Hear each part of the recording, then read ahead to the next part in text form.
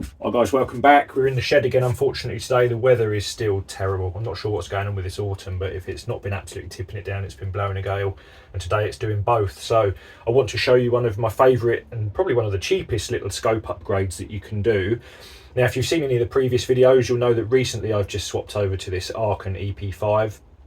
Fantastic scope, really nice bit of kit, but what I did notice is that the magnification adjustment ring, especially when I was shooting it with cold hands the other day, was actually quite hard to get a grip with, and it actually hurt the thumb trying to hold it with cold hands and make adjustments. So you'll have probably seen before on my Falcon, this is the Falcon that I've been running on the XTI for a good while, we've got on here a fishing reel coaster, and that's what I'm going to show you today. So we've got here these little beauties. These are breakaway fishing rod coasters. Now these are primarily designed for surf fishing rods to attach multipliers to the butt. Of course there's all other configurations, but that's what they're primarily designed for.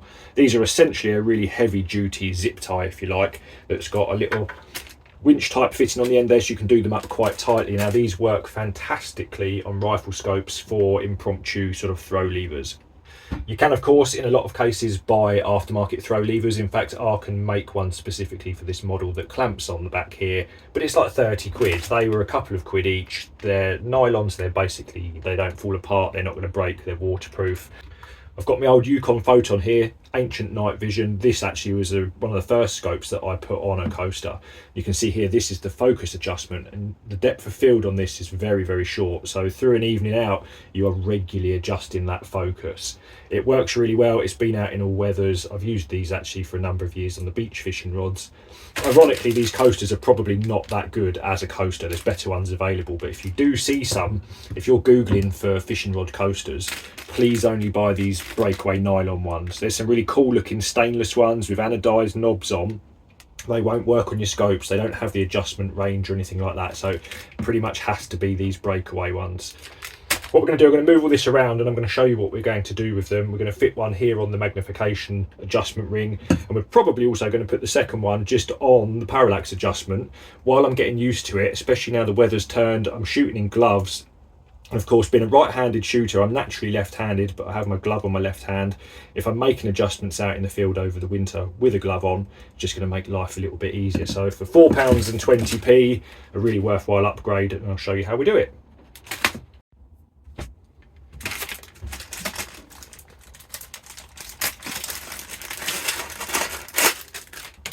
File it. Okay, so you can see that they have got a broad adjustment range. If you back this off, you can actually open these up to probably get them around, well, I don't know, they go massive. They'll go around even objective lenses on the biggest scopes. You've got quite a lot more adjustment on there should you need it, but in most cases we're likely to use them with a diameter sort of sub couple of inches probably. We'll take that one to start with, so we're just going to back this off a small amount, obviously, open that up, just get it straight on the back of the scope there. The good thing with these actually is that on a lot of the factory fitted ones, they end up indexing in a particular position. You can't set them where you want them all the time. Some of them you can, some of you can't, but some of them are only going to fit in one particular position, and you may well find that actually that's not necessarily where you want it. Something like this, you can index it wherever you want. Now this nylon material is really, really tough. What you do need to be a bit careful of when you chop these tag ends off, I'll show you how I do it, but we'll cut them off once we've got it on. We're going to cut them off as close as we can to the knob section. Then we're going to take this back off again, close it up a couple of turns, and then nip the ends off a bit further down so that the ends actually are slightly recessed below the outside of this nut. You do need to be a little bit careful when you chop these down. This nylon material has a tendency to be quite sharp on the edges, so you're probably just going to make sure you either give it a little buff with a bit of sandpaper, a little file, just make sure there is no sharp edges, because if you catch one of those with your thumb, especially when it's cold, it's going to hurt. Right, so we've got that on there roughly now. Tensioned it up a fair bit, and already you've got decent grip on here. With this nylon material, it won't mark the anodizing or anything like that either. So we're just going to cut these off as close as we can now to the nut there, and then I'll show you what I do after that. Got my old Stanley. Let's pop that on an edge there.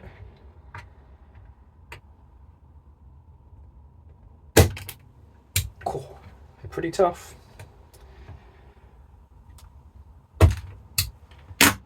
Okay, so we've just cut the edges off. We've got some sharp edges on here, so what I'm going to do is remove that, just back it off a tiny bit, take it off. Easier said than done, they grip pretty well. Let's just set that aside.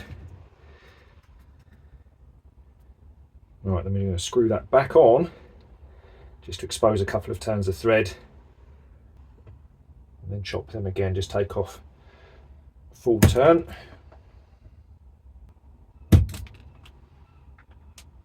Just give it a quick deburr, and we've got one more bit to cut off of there. Got them trimmed off. We can open that back up again. And you'll see now that the threads are dropped back in there, so you can't get caught on there. There's no sharp edges to catch you on the hands.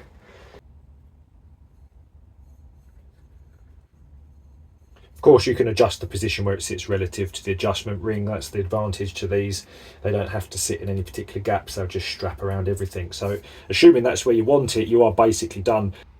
Right, so that's that. We're probably going to do another one now on the focus adjustment on the parralax ring here. That will make it a bit easier for the winter, especially, as I've said, when we've got gloves on. That's pretty cool. The knurled section is almost exactly the same width on the Arken as the threaded section is on the coaster, so it doesn't impede on any of our distance markings on there.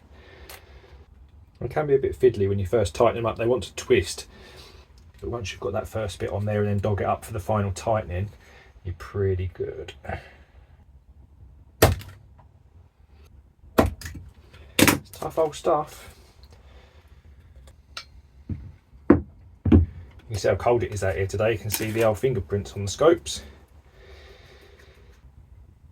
If you can actually cut them with scissors.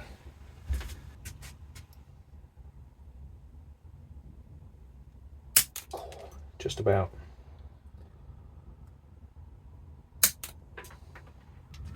Hopefully you can see there now that the threaded section is well below the outside of the nut, so you can't get anything caught on there.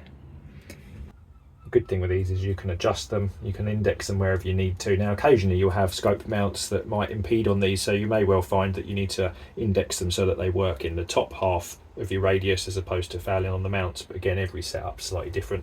They sit a little way off, but they do tend to clear the majority of mounts if you have got them on the parralax wheel. It certainly does on the Falcon. Tell you what, it's only when you get a longer lever on here like that that you realise actually how smooth all of these adjustments are. When you're trying to grip hold of a small knurled knob, you don't really have that dexterity to feel how smooth it is, but once you've got a bit more leverage on there, as with the Falcon as well, they're beautifully smooth. So 2 scopes, 3 parralax levers and a magnification ring. Of course, a lot of these scopes nowadays have just a little bolt-in one, and this works perfectly fine. Certainly wouldn't take this off to put a coaster on, but in a lot of applications, especially on some of the sort of more unusual scopes, they'll want to try and sell you a throw lever, which of course, great, buy it if you want it, but if you want to save a few quid, something that's removable and adjustable, these little breakaway coasters work perfectly.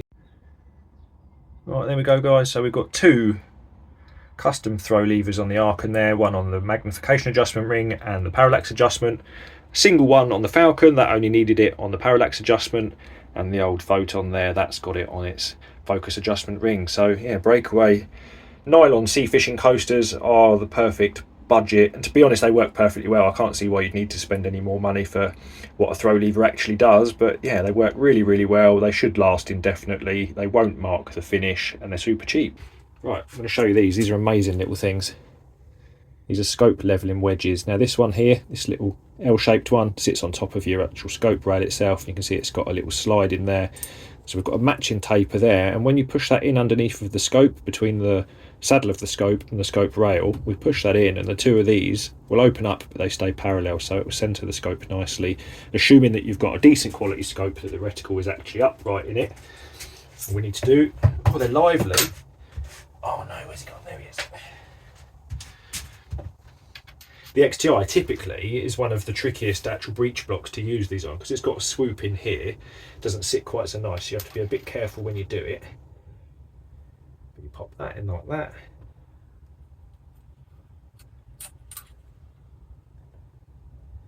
That in like that. Right, so it's very loose for the moment. There's no tension on there. I'm not bending the scope or anything like that. I'm just going to lightly nip up the 2 front screws in the mount, push the 2 together, give it a little wiggle to make sure we're all good, carefully wiggle that back out, and we can go for a normal scope tightening sequence. Click, click, click. Job's a good one. Reticle now, or at least the scope saddle and the top of the scope rail now, are perfectly level with each other or parallel with each other, assuming you've got a reasonable quality scope and the reticle sits upright. Job done. So as soon as that weather breaks, guys, we're going to get back out again, put this through its paces and test some more stuff. I'll see you later.